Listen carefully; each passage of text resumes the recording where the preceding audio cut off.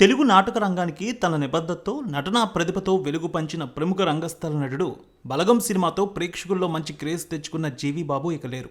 కొంతకాలంగా అనారోగ్యంతో బాధపడుతున్న ఆయన వరంగల్లోని ఒక ప్రైవేట్ హాస్పిటల్లో ట్రీట్మెంట్ పొందుతూ చివరి శ్వాస విడిచారు. ఆయన వయసు 65 సంవత్సరాలు. జీవి బాబు మరణంతో టాలీవుడ్లో విషాద ఛాయలు అలుముకున్నాయి. జీవి బాబు సినిమా రంగంలో తలుక్కుమన్నారు. ముఖ్యంగా 2023లో విడుదలైన బలగం సినిమాలో జీవిబాబు పోషించిన పాత్ర ప్రేక్షకులను కదిలించింది. ఊరి పెద్దగా కుటుంబ బంధాల తాలూకు భావోద్వేగాల్ని ఆయన ఎంతో సహజంగా తెరపై ఆవిష్కరించారు.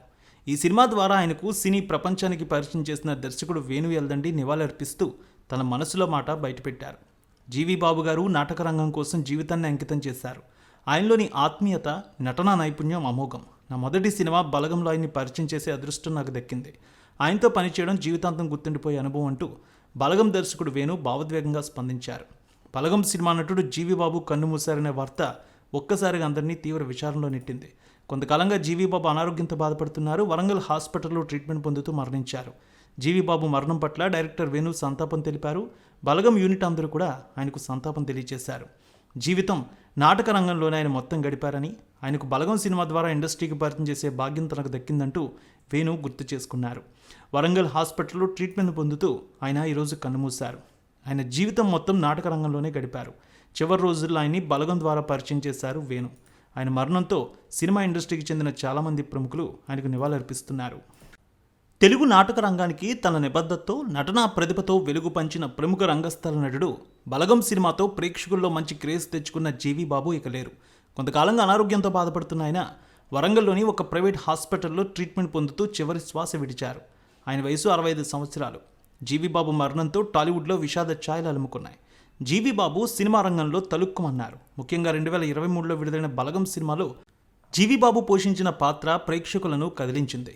ఊరి పెద్దగా కుటుంబ బంధాల తాలూకు భావోద్వేగాల్ని ఆయన ఎంతో సహజంగా తెరపై ఆవిష్కరించారు. ఈ సినిమా ద్వారా ఆయనకు సినీ ప్రపంచానికి పరిచయం చేసిన దర్శకుడు వేణు ఎల్దండి నివాళులర్పిస్తూ తన మనసులో మాట బయటపెట్టారు. జీవిబాబు గారు నాటక రంగం కోసం జీవితాన్ని అంకితం చేశారు.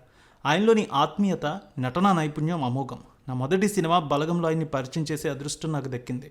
ఆయనతో పనిచేయడం జీవితాంతం గుర్తుండిపోయే అనుభవం అంటూ బలగం దర్శకుడు వేణు భావోద్వేగంగా స్పందించారు.